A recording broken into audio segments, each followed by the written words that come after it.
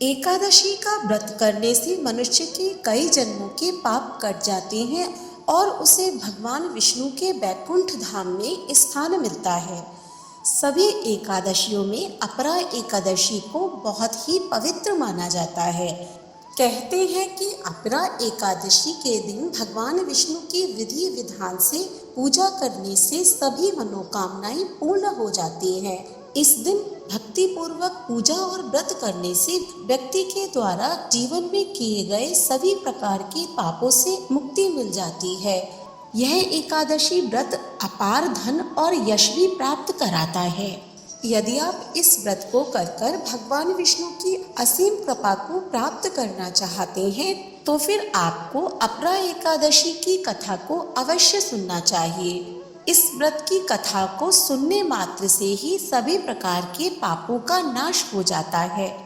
तो आइए हम सब भी पूरे भक्ति भाव से इस कथा का श्रवण करते हैं। नमस्कार और स्वागत है आपका सनातन ज्ञान और संस्कार चैनल पे। एक बार युधिष्ठिर ने भगवान श्री कृष्ण से ज्येष्ठ माह के कृष्ण पक्ष की एकादशी के महत्व को बताने का निवेदन किया। तब भगवान श्री कृष्ण ने बताया, यह एकादशी अचला तथा अपरा दोनों नामों से जानी जाती है। पुराणों के अनुसार ज्येष्ठ कृष्ण पक्ष की एकादशी अपरा एकादशी है, क्योंकि यह अपार धन को देने वाली है। जो मनुष्य इस व्रत को करते हैं वे संसार में प्रसिद्ध हो जाते हैं। इस दिन भगवान त्रिविक्रम की पूजा की जाती है। अपरा एकादशी के व्रत के प्रभाव से ब्रह्म हत्या, भूत योनि, दूसरों की निंदा आदि के सब पाप दूर हो जाते हैं। इस व्रत के करने से पर स्त्री गमन, झूठी गवाही देना, झूठ बोलना, झूठे शास्त्र पढ़ना या बनाना, झूठा ज्योतिषी बनना तथा झूठा वैद्य बनना आदि सभी प्रकार के पापों का नाश हो जाता है। जो क्षत्रिय युद्ध से भाग जाएं वे नरकगामी होते हैं, परंतु अपरा एकादशी का व्रत करने से वे भी स्वर्ग को प्राप्त हो जाते हैं। जो शिष्य गुरु से शिक्षा ग्रहण करते हैं फिर उनकी निंदा करते हैं वे अवश्य ही नरक में पड़ते हैं, मगर अपरा एकादशी का व्रत करने से वे भी इस पाप से मुक्त हो जाते हैं। जो फल तीनों पुष्कर में कार्तिक पूर्णिमा को स्नान करने से या गंगा तट पर पितरों को पिंडदान करने से प्राप्त होता है, वही अपरा एकादशी का व्रत करने से प्राप्त होता है।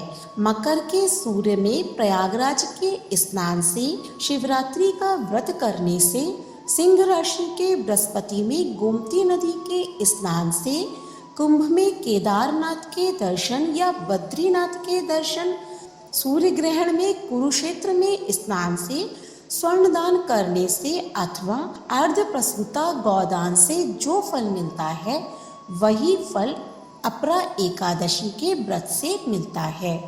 यह व्रत पाप रूपी वृक्ष को काटने के लिए कुल्हाड़ी है, पाप रूपी ईंधन को जलाने के लिए अग्नि, पाप रूपी अंधकार को मिटाने के लिए सूर्य के समान और मृगों को मारने के लिए सिंह के समान है।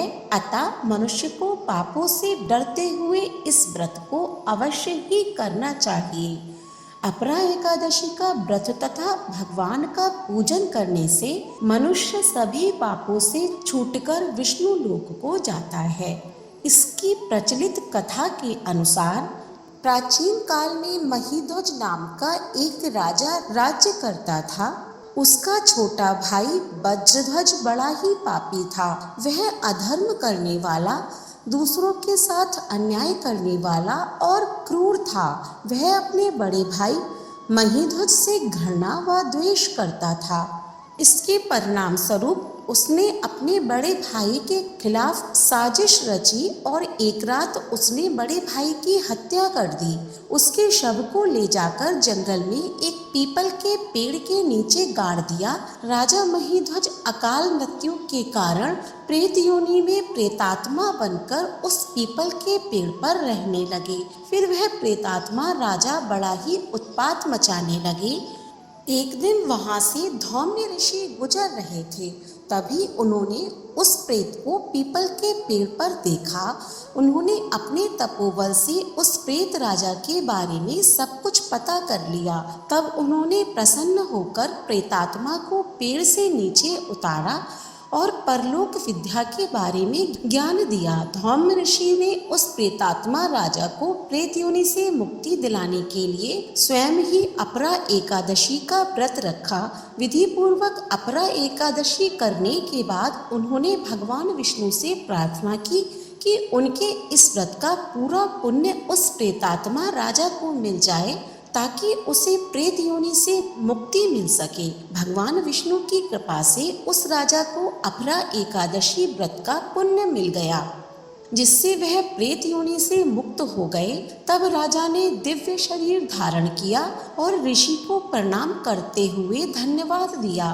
फिर वह राजा पुष्पक विमान में बैठकर स्वर्गलोक को चले गए। हे राजन, यह अपरा एकादशी की कथा मैंने लोकहित के लिए कही है।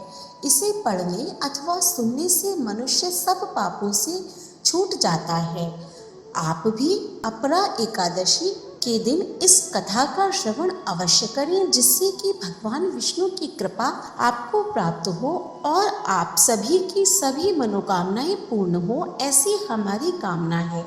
वीडियो अच्छी लगी हो तो इसे अवश्य लाइक करें और कमेंट बॉक्स में ओम नमो भगवते वासुदेवाय लिखना बिल्कुल भी ना भूलें।